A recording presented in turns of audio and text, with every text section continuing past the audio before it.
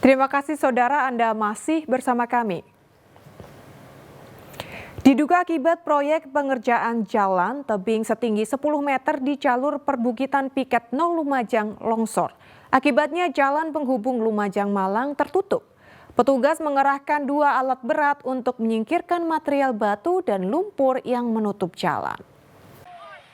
Tebing setinggi 10 meter di jalur perbukitan Piket 0, Kecamatan Candipuro, Lumajang longsor. Longsornya tebing di kilometer 55 ini setelah kawasan perbukitan dilakukan pelebaran jalan oleh Balai Besar Wilayah Pelaksanaan Jalan Nasional Jawa Timur, Bali. Meski tidak mengakibatkan korban jiwa, namun akibat longsoran ini akses jalan nasional penghubung Lumajang Malang sempat tertutup. Bukit longsor diduga tanah labil akibat getaran hingga tebing longsor dan menutup seluruh badan jalan. Hari ini masih tertutup atau sudah terurai? Untuk hari ini masih lancar, memang untuk pekerjaan masih dilaksanakan di sana.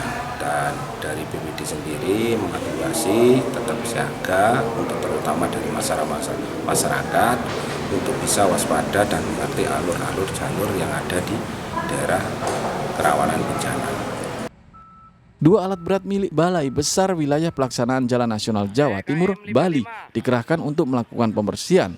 Petugas Badan Penanggulangan Bencana Daerah atau BPBD Lumajang mengimbau warga dan pengguna jalan agar meningkatkan kewaspadaan sebab status tanggap darurat di Kabupaten Lumajang masih berlaku. Nur Salim melaporkan dari Lumajang.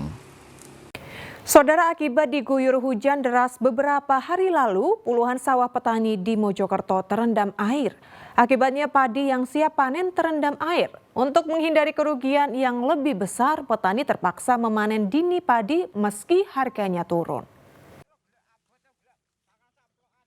Meski belum memasuki masa panen, petani di Desa Sumberjati, Kecamatan Mojoanyar, Kabupaten Mojokerto, Senin pagi terpaksa memanen lebih dini tanaman padi mereka yang baru berusia 80 hari. Hal itu terpaksa dilakukan karena tanaman padi mereka terendam air dan roboh diterjang angin kencang.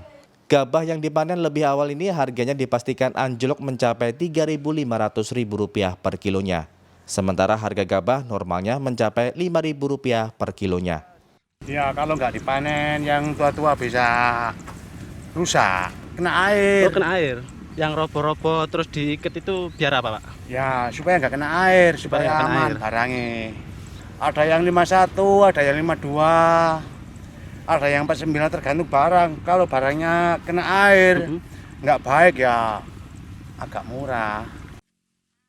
Akibat panen lebih awal, petani di Desa Sumberjati, Mojokerto merugi hingga puluhan juta rupiah. Petani hanya bisa pasrah dan berharap adanya bantuan pemerintah berupa mesin pompa air, mengurangi banjir yang mengenangi sawah.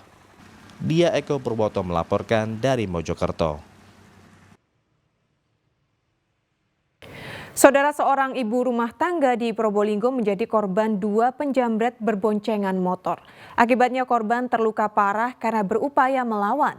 Ironisnya, perhiasan yang dikenakannya senilai belasan juta rupiah raib dirampas pelaku.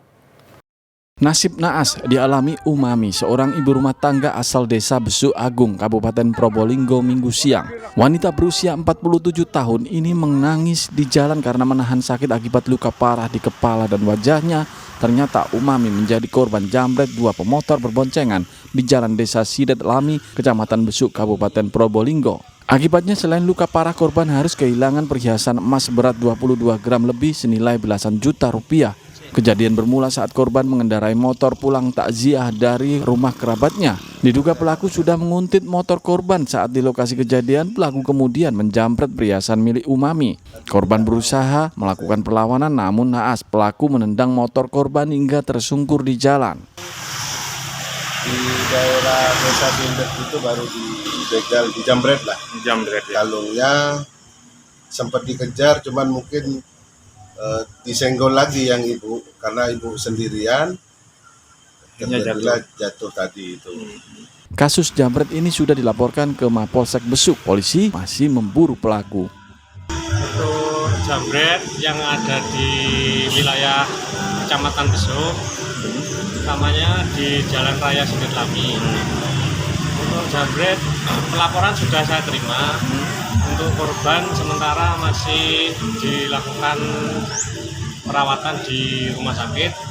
Untuk korban sementara masih ingatannya masih belum ingat sadar. Kini korban masih menjalani perawatan di Rumah Sakit Umum Daerah Waluyo Jati, Keraksaan, Probolinggo. Dendi Arikofur melaporkan dari Probolinggo. Karya jurnalistik SCM Group memenangi juara pertama Piala Prapanca 2024 kategori karya televisi. Simak informasi selengkapnya sesaat lagi.